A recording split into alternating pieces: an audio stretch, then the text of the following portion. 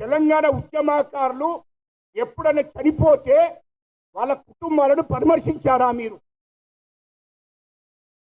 తెలంగాణ కోసం త్యాగం చేసిన బిడ్డల ఇళ్లకు పోయినరా?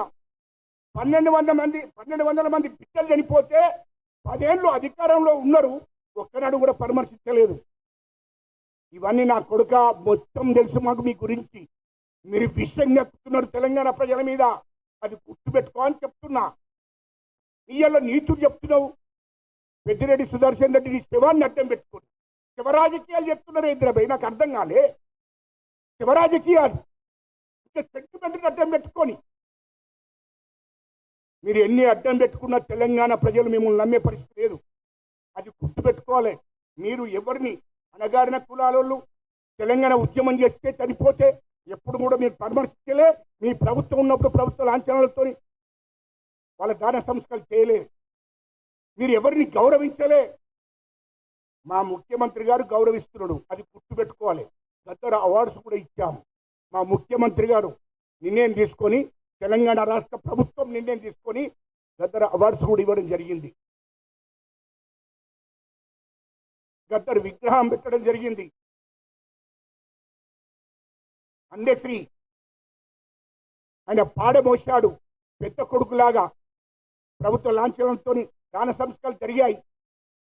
మరి ఇన్ని రకాలుగా మా ముఖ్యమంత్రి గారు అన్ని వర్గాలను గౌరవించుకుంటూ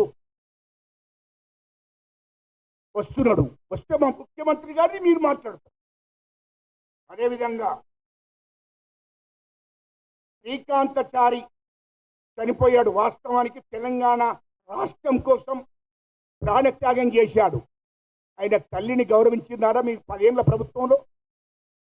మీ 10 ఏళ్ల ప్రభుత్వంలో వాళ్ళ తల్లిని గౌరవించారా?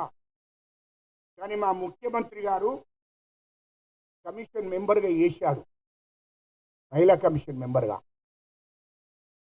ఎన్నడన్నా మీ 10 ఏళ్లలో ఆమెకి ఎప్పుడన్నా ఏ పదవన్నా ఇచ్చారా? శ్రీకాంతచారిని గౌరవించారా?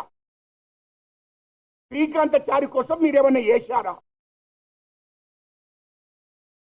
అంటే మీ అంతా విషయం మీద, మీ లోపల విషయం ఉంది. తెలంగాణ ఉద్యమకాల మీద, తెలంగాణ అణగారిన కులాల మీద మీరు విషయం నెక్కుతున్నారు. మళ్ళీ యాక్షన్ చేస్తున్నారు, యాక్షన్. అదేవిధంగా ఇక మళ్ళీ పోతే మొన్న సిక్కు లేకుండా ఇందిరా పార్కు దగ్గర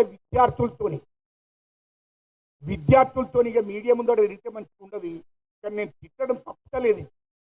ఇక విద్యార్థులతో ధర్నా కూర్చుంటావురా కేటీఆర్, నువ్వు నాకు అర్థం కాలే. నువ్వే పెద్ద బ్రోకర్ కానివి, పెద్ద లుచ్చ కానివి, నువ్వు పోయి అక్కడ ఇందిరా పార్కు దగ్గర ధర్నా కూర్చుంటావు అంటే మా కాంగ్రెస్ ప్రభుత్వం, మా ముఖ్యమంత్రి గారు ఇది ప్రజాస్వామ్యం ఉన్న ప్రభుత్వము, ప్రజలందరికీ కూడా హక్కులు కల్పించే ప్రభుత్వం.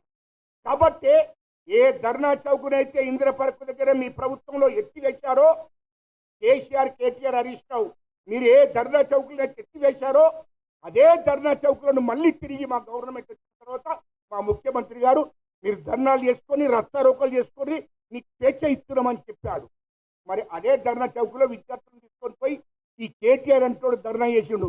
విద్యార్థులను 10 ఏళ్లల్లా ఏ ధర్నా చౌకుల దగ్గర ధర్నా ఏనిచ్చి ధరబై కేటీఆర్, దీనికి జవాబు చెప్పు. నేను మీ డిస్కషన్ వద్దిగా.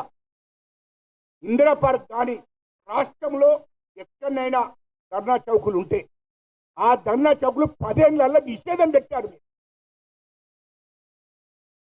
మా ప్రభుత్వం, మా ముఖ్యమంత్రి గారు ఆ నిషేధాన్ని తీసేసి మీరు ధర్నా చేసుకోవచ్చు, రస్తారోకోలు చేసుకోవచ్చు. ఎక్కడైనా ప్రజలకు, విద్యార్థులకు, రైతులకు, అన్ని వర్గాల ప్రజలకు హక్కు మీకుంది. ప్రజాస్వామ్యం ప్రభుత్వం ఇది, కాబట్టి మీరు చేసుకోండి అని స్వేచ్ఛనిచ్చాడు. నువ్వు పోయి అదే ధర్నా చౌకు, నువ్వు ఎత్తివేసిన ధర్నా చౌకుల్ని విద్యార్థులు వేసుకొని ధర్నా చేస్తున్నావు. సిగ్గుండాలని. ఇంకేది నల్ల డ్రెస్ వేసుకొని నిరసన డ్రెస్ అంటది.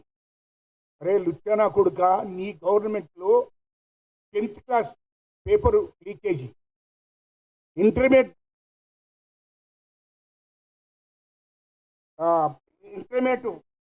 ఏది పరీక్ష పత్రాలు లీకేజీ, అదేవిధంగా గ్రూప్ 2 లీకేజీ మీ ప్రభుత్వంలో ఒక్కటన్న చక్కగా చేసినవా? విద్యార్థుల భవిష్యత్తును నాశనం చేసిన కేసీఆర్, కేటీఆర్, హరీష్ రావు అన్నట్టు విద్యార్థులను భవిష్యత్తును నాశనం చేసిన మొత్తం లీకేజీలే. ఇది వాస్తవం కాదా? 10th క్లాస్ ఎగ్జామ్స్ రాయడానికి విద్యార్థులు పోతుంటే ఆ ప్రశ్నపత్రం లీకేజ్ చేసింది మీ ప్రభుత్వం కాదా? ఇంటర్మీడియట్ విద్యార్థుల భవిష్యత్తును నాశనం చేసింది మీరు కాదా? అప్పుడు ప్రశ్నపత్రం లీకేజ్ చేసింది మీరు కాదా? అదేవిధంగా గ్రూప్ 2 ఎగ్జామ్స్ రాయడానికి ముందు ఆ ప్రశ్నపత్రాలను లీకేజ్ చేసింది మీరు కాదా? గ్రూప్ 1 ఎగ్జామ్స్ రాస్తే 10 ఏళ్లలో పాపం అనేక సార్లు గ్రూప్ 1 ఎగ్జామ్స్ రాస్తే ఇటు రాపిస్తున్నారు, అటు కోర్టుకు పంపిస్తున్నారు. మీ పార్టీలను కోర్టుకు పంపిస్తే నాపిస్తున్నారు. 10 ఏళ్లలో గ్రూప్ 1 పోస్టింగ్లు ఎవరికన్నా ఇచ్చారా మీరు? కేటీఆర్ వీటికి జాబ్ ఎప్పుడు ఎన్నడాన్ని ఇచ్చావా? మరి నీకు ఎట్లా సిగ్గు లేదా పోయి గడబోయి విద్యార్థులతో పోయి ధర్నా చేశావు? లీకేజీలు జరిగినాయి, కేంద్ర ప్రభుత్వం లీకేజ్ చేసింది, ఇక్కడ వీళ్ళు ఇట్లా చేస్తున్నారు అని మా ముఖ్యమంత్రిని మాట్లాడుతున్నావు ఇష్టం వచ్చినట్టు.